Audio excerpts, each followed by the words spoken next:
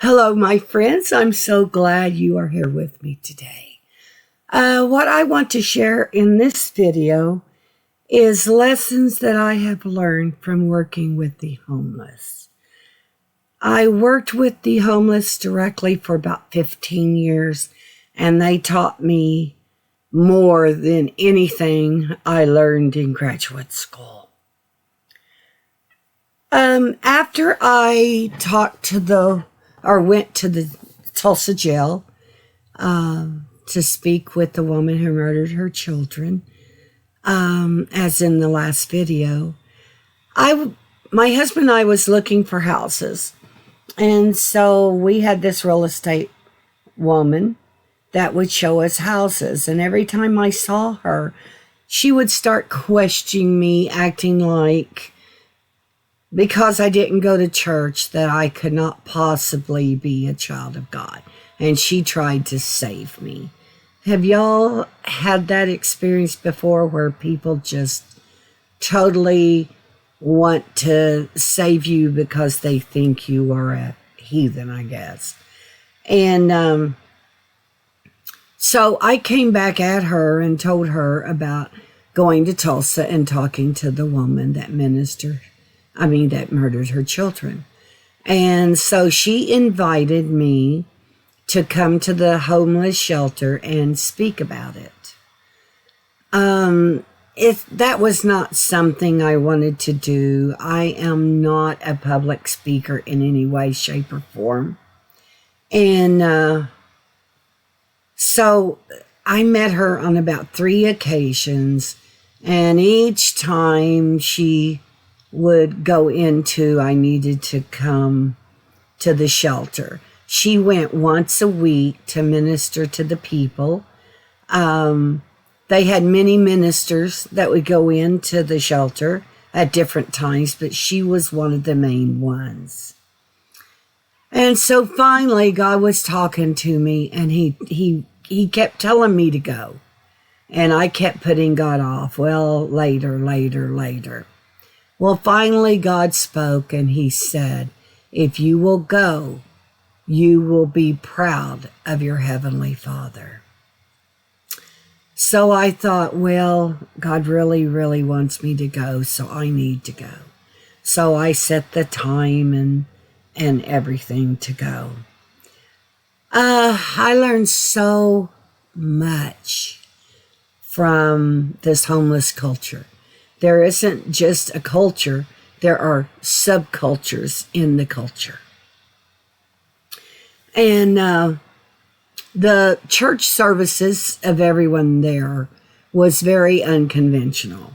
People would eat, they would drink, they would, come in and out.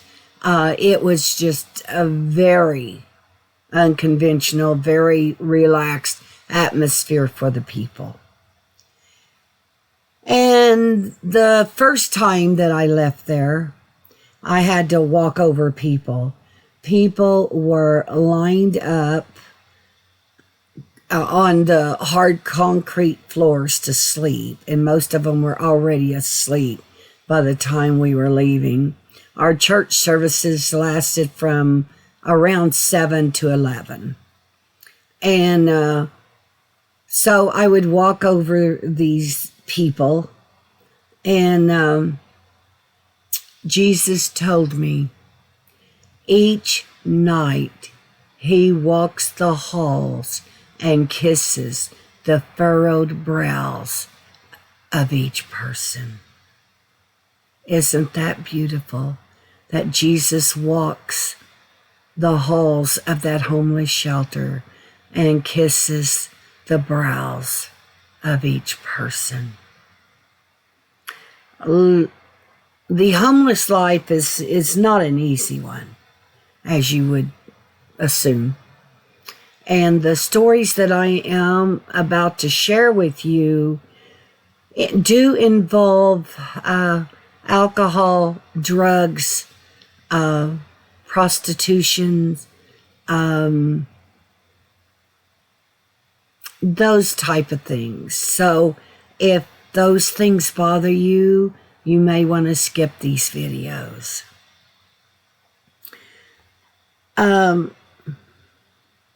One time we were in a church service and we were singing a hymn, and the police were chasing a man, and the man evidently ran into our building and ran into our church service, and the police threw him up against the wall, handcuffed him, and drug him out.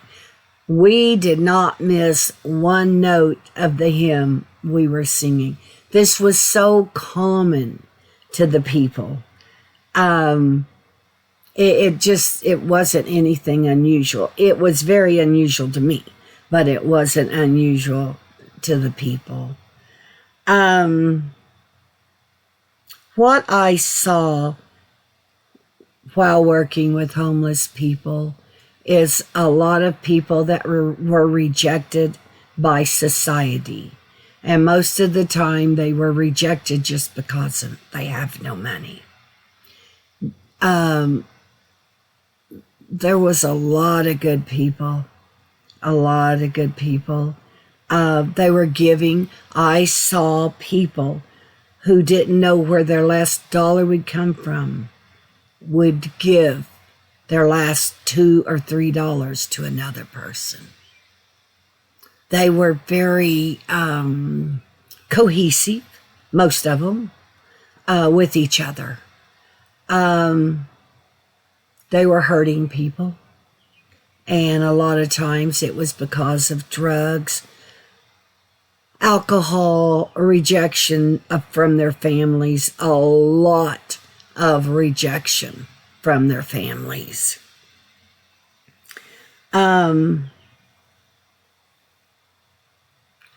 I'm going to go ahead and tell you one story.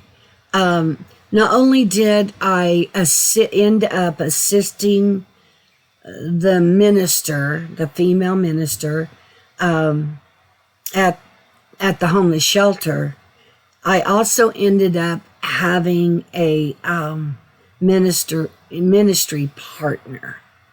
And we did things like funerals and visiting people in the hospital, just different things.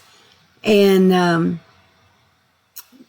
we got a request to do a funeral of I think she was 26 or 27 years old.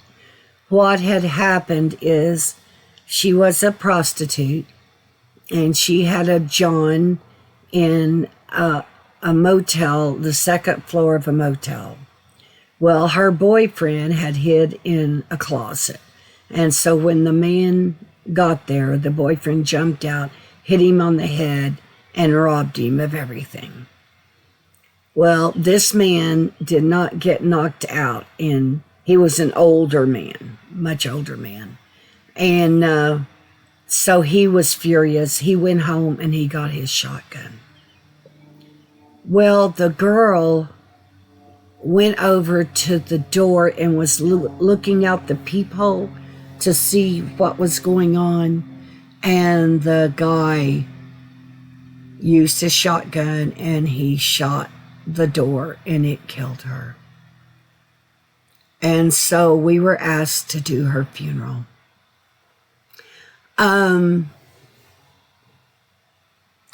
I thought I'd have no problem. I mean, my ministry partner had his portion of the funeral, and I had my portion of the funeral. But what had happened is the grandma who raised this girl came into the funeral, and she had pink pants on and giant yellow tennis shoes that you could tell did not fit her. And I broke down. It's like, I don't know why. It just bothered me that she didn't have any other clothing to wear to her granddaughter's funeral. And the funeral hadn't started yet, so I walked off, and I finally gained composure, and I came back and did the portion. And my ministry partner and I did, I think, a very good job for this funeral, and the people were pleased. Let me tell you a little bit about the life of this grandma. This grandma had 2 daughters.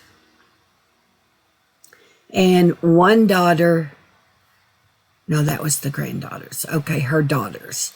There was a car wreck when they were in their mid-20s, and one of her daughters was killed, and the other daughter was had a lot of brain damage. So she had to be in an assisted living center the rest of her life.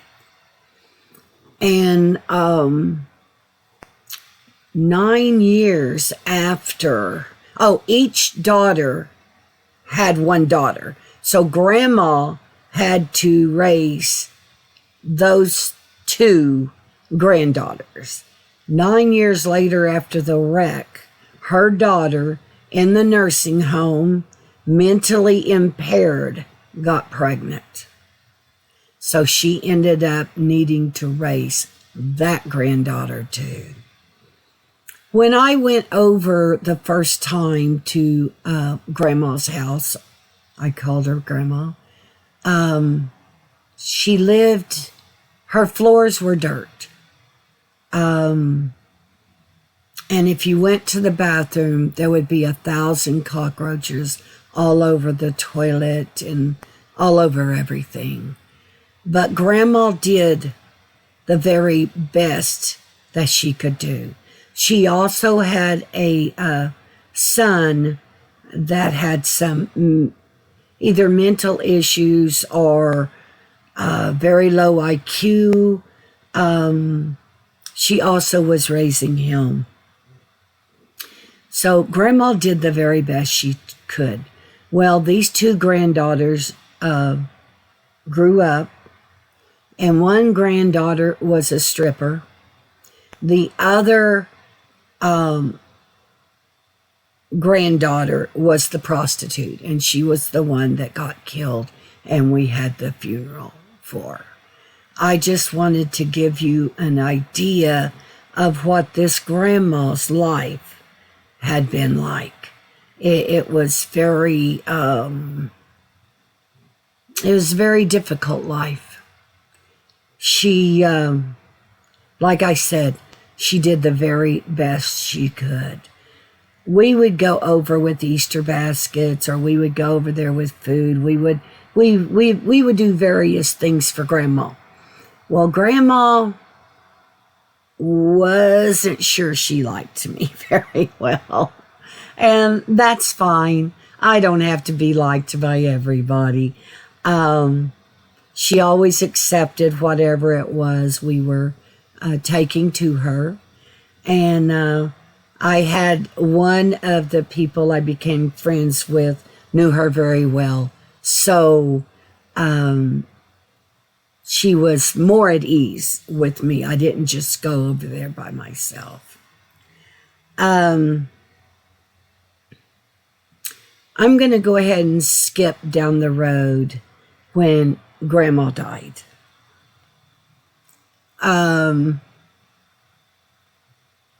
Grandma died, and we had no money to bury her. And so I called church after church after church, and the most answer I ever got from people were, "We don't even bury our own." Well, in God's eyes, we are all His own. There isn't a, well, you belong to this church, so you're theirs, and you belong to this other church, so you're theirs. That's not the way it works in the eyes of Jesus. So I had told them to send Grandma to this funeral home in the town I live in, and they couldn't do anything without money. Well, Grandma was turning black. If you don't embalm the body, it will turn black. And so I got a call from the granddaughter, the granddaughter that was a stripper. And she said, "I don't drive. I've never driven because of my mother being killed. in a car wreck. She said, but if you will come and get me and take me to all the bars that I worked at, I will get donations and we'll be able to bury Grandma. So I took her from bar to bar to bar, and she would go in. I would stay in the car, and she would go in and she would get donations. We ended up having enough money to bury Grandma, to get her embalmed and to bury her. Not only, we didn't have enough money to get some of the things like a police escort, and we didn't have enough money to get the book that you sign in, but we paid for everything else. Well, the funeral home was very generous, and they gave us those 2 services also. They let us have the book that people could sign in, and they also gave us a police escort. My ministry partner and I did the funeral, and I feel like that we did basically a good job for Grandma.